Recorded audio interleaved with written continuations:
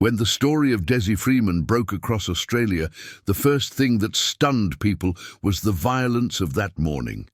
2 police officers shot dead, another injured, and the man they named as the suspect, Dezi Freeman, vanished into the Victorian high country. But the second thing that stunned people, if you look closely, is the route, the roads, the terrain, the timing. Because when you lay it all out on a map and walk through the first hours of the search, a single question jumps out. Did police even start in the right place? Before we get into it, mate, if you follow these cases, if you believe Australians deserve the full story, subscribe to the channel. This community is where we dig deeper than the headlines, and every night at 11, I break down the cases no one else wants to unpack. Now let's get into it. The official timeline tells us that police were heading to Dezi's property on Rainer Track on the morning of August 26th. The publicly discussed reasons vary. Some outlets mention a historical allegation involving swimming in the river with kids and another girl years earlier. Other reporting says it may have involved concerns about firearms. But even today, the exact purpose of the warrant has not been clearly outlined by Victoria Police. If you're watching right now, ask yourself, why the secrecy? Why is the warrant itself still such a mystery? But the real cracks show up when we trace their movements on the map. Rainer Track is not a normal street where you can just pop in. It's a narrow, winding bush road leading toward Mount Buffalo National Park. It's steep in sections, hemmed in by dense trees, with only a handful of properties scattered up in the hills.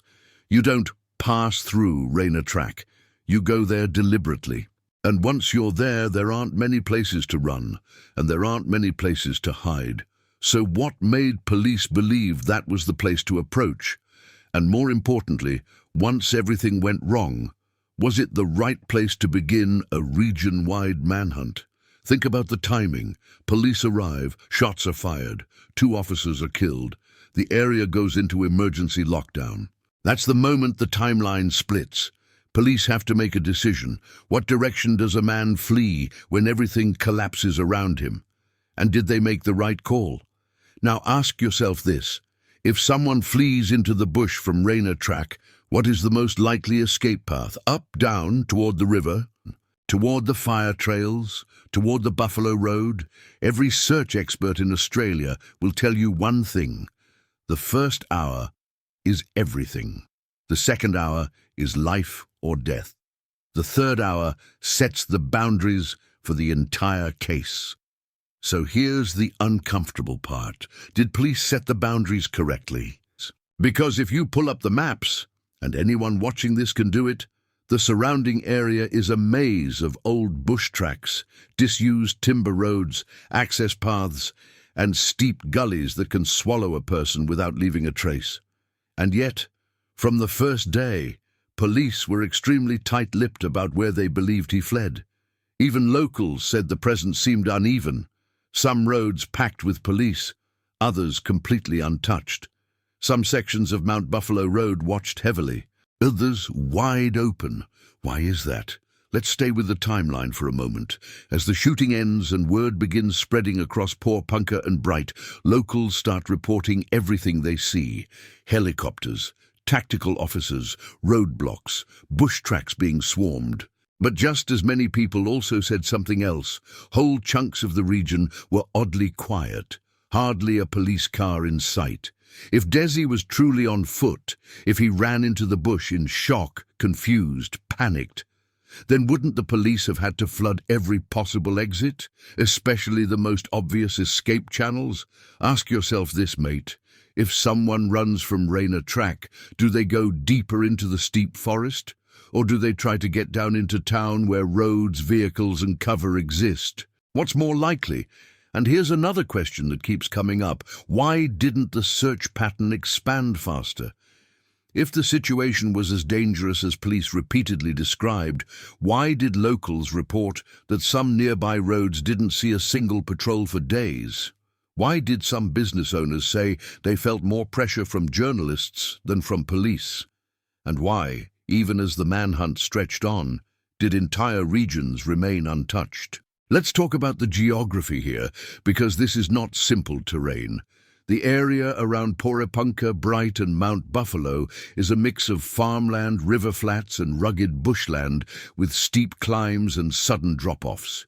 If you move east, you hit open farmland and the Great Alpine Road. If you move west, you're swallowed by dense forest. If you move north, you hit residential pockets and more farmland. South sends you toward the national park. Each direction creates a completely different challenge for search teams. So why did the search seem to concentrate overwhelmingly on just one of them? Some locals said almost immediately that the whole thing felt targeted, like police believed they already knew the direction of travel. But here's the problem. They never told the public how they knew. They never clarified whether they found tracks, footprints, blood, articles of clothing, or any physical sign confirming Dezi moved the way they said he did. Not a single piece of verified evidence has been disclosed showing his escape path. And without that, how do you build a search grid? This is where the timeline becomes even stranger. In most cases far less chaotic than this, police quickly set up outer and inner perimeters. They establish a hot zone. They expand outward. They use drones, thermal imaging, dog units, off-road vehicles, whatever it takes. But here, something was different. People in town openly said the police presence would spike for a few hours, then drop dramatically, then surge again at unexpected times. Search theory suggests you should never allow those gaps. You lock the area down until you're absolutely certain the person isn't inside the perimeter. So if this was handled differently, why? And here's another puzzle. Police themselves said very early on that the suspect had taken firearms during the incident. That alone should have triggered the most aggressive, comprehensive bush search Victoria has seen in years. But if you ask locals, what many of them saw was an uneven operation, sometimes heavy, sometimes nearly invisible. Why would that be? Limited resources, conflicting intelligence, or something else entirely? Now let's go back to that question I asked earlier. Which direction would someone realistically flee? If you're watching this, think it through. If you're unprepared, shocked, desperate, you don't head into brutal climbing country unless you have no choice. You head downhill, you look for paths, you look for tracks, you follow water, you try to get distance fast. Every expert says the same thing. So why did police seem so focused uphill rather than down toward the more accessible terrain? Could it be they received information the public hasn't been told about? Or is it possible, and this is just a question, that the initial assumption about his direction of travel was wrong? Have you noticed that the longer this case goes on, the less police say about the route? Almost like the early details didn't hold up. And here's something else. In cases like this, you would normally expect updates on search progress, even basic ones. Roads checked, campsites cleared, tracks examined. But Victoria Police went unusually silent. Not suspicious on its own, but definitely unusual compared to other high-profile manhunts. Why were they so quiet? Why did they refuse to answer basic questions about the search radius, the escape routes, and the evidence supporting their chosen direction? Silence breeds speculation, and this case has been drowning in speculation since hour one. Let's talk briefly about the allegation often mentioned online, the one involving the river years earlier. Some people claim this was the reason for the warrant. Others say it was weapons-related. Police have not confirmed either of these. And remember, the river allegation reportedly involved him swimming with his kids and another young girl who later said he shouldn't have been nude near her. That's the version that's been circulated, but again, not confirmed. And yet police sent a 10-officer team to serve that warrant. If you're thinking that seems like an unusually large number for a historical allegation, you're not alone. Many Australians feel the same way, but here's where the route analysis becomes crucial. If police believed the warrant could trigger danger, that should have made them even more cautious and strategic about escape routes. The first 30 minutes after the shooting should have been mapped inch by inch, but what the public saw was confusion, unclear directions, mixed messages, locals saying they felt the town was watching them more than police were. Every gap in a perimeter is a doorway.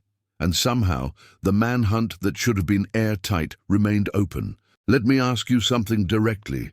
If police genuinely believed the suspect was armed and desperate, why didn't they lock down every road out of the valley? Why didn't they guard each entry point? Why weren't the critical choke points sealed instantly? Because here is the part that bothers people the most. Hundreds of officers, some of Victoria's most experienced specialists, and still no confirmed trail. Not one physical sign released to the public, not one shoe print, not one item of clothing, not one verified sighting. Does that feel right to you? Either the man was extraordinarily skilled at evasion, far beyond what most people believe, or something in the early assumptions was wrong. Maybe the direction was wrong. Maybe the timing was wrong. Maybe the perimeter was built on details that didn't line up. Or maybe police have information they refuse to share, which only fuels more questions. Because no matter how you slice it, the route matters. The timeline matters. The choices made in the first hour matter. And right now, Australia is looking at this case and asking, were those choices the right ones? You watching this, what do you think? Did police begin in the wrong direction? Did they misread the terrain? Were they given faulty intelligence? Did they underestimate the complexity of the tracks leading away from Rainer? Or is there something deeper here? Something we haven't been told? This case sits at the intersection of tragic violence, confusing communication, and one of the most challenging landscapes in the country. But the real story, the one that may eventually unravel everything, is the simple story of movement. What direction? What time? What roads? What decisions? Because when you trace these cases back, it always comes down to the first move. If you're still here, mate, you're the kind of viewer who actually thinks these cases through. So tell me below, what's the one moment in this timeline that doesn't make sense to you? And if you want to follow every twist in this case with real analysis, subscribe to the channel. It helps us keep digging. It helps us stay independent. And trust me, the next chapter in this story is going to raise even more questions. All right, mate, tell me your thoughts below, and I'll see you in the next one.